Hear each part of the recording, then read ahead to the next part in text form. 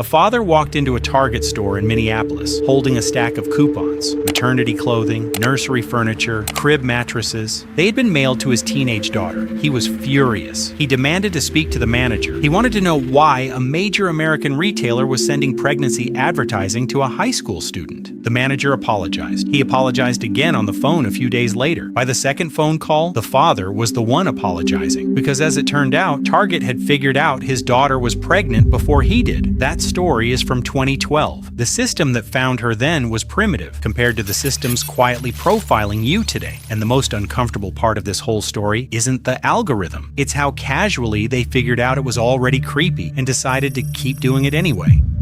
The man at the center of this story was named Andrew Pohl. He was a statistician hired by Target around 2002. One day, a few colleagues from marketing came over to his desk and asked him a question. Could his computers figure out which customers were pregnant, even if those customers didn't want Target to know? It's worth pausing on the phrasing of that question. They didn't ask whether he could identify customers who were obviously buying pregnancy products. They asked whether he could identify pregnant women who were specifically trying to hide it. The goal from the start was to know something private about people without them telling you. And Pohl, who was good at his job, said yes, he could probably do that. The story of how he did it and what happened next became one of the most studied case studies in retail. The lesson from it is no longer, wow, look what one store did. The lesson is that this is now how everyone does it.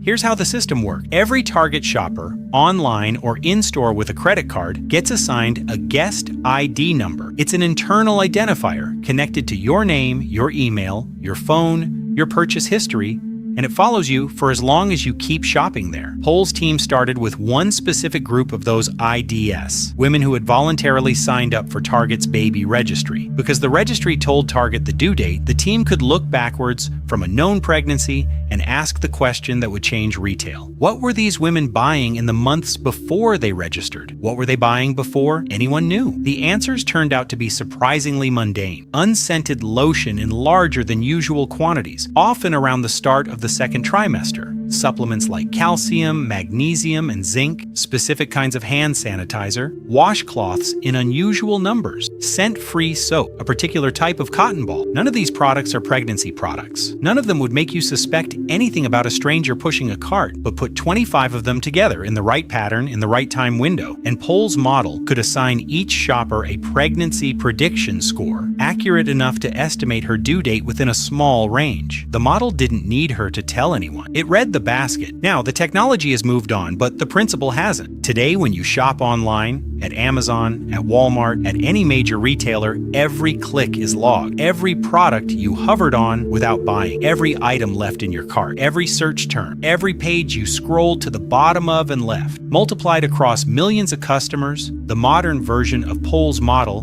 doesn't just predict pregnancy. It can predict divorce. It can predict moving house. It can predict a parent's illness, a job loss, a new relationship. Anything that changes what you buy can, in principle, be read backwards. And that's the part most people don't really sit with. You don't have to be searching for pregnancy products for a retailer to know you're pregnant. You don't have to be searching for divorce lawyers for a retailer to know you're getting divorced. The signals are sideways. They're in the small stuff, the lotion, the cotton balls, the brand of soap.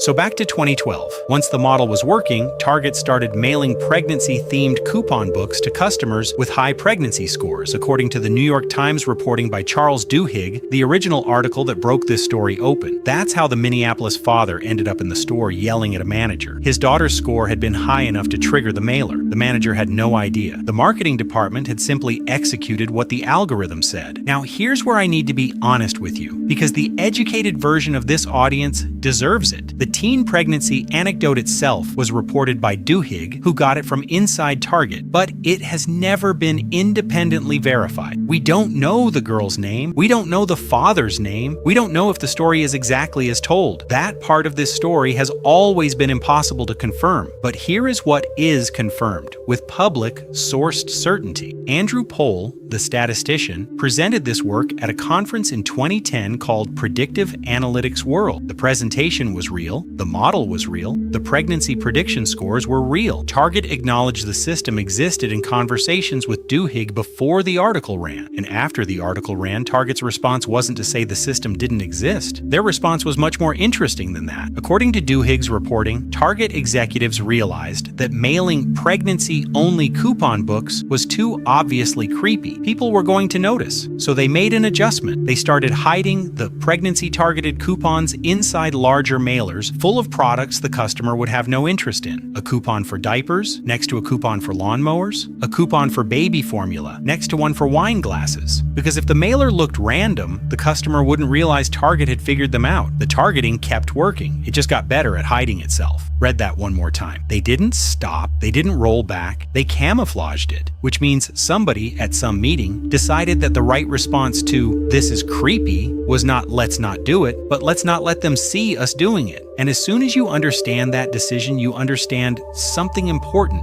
about almost every retailer today. They know you find it creepy. They've already decided to keep doing it anyway. They've just gotten better at the disguise.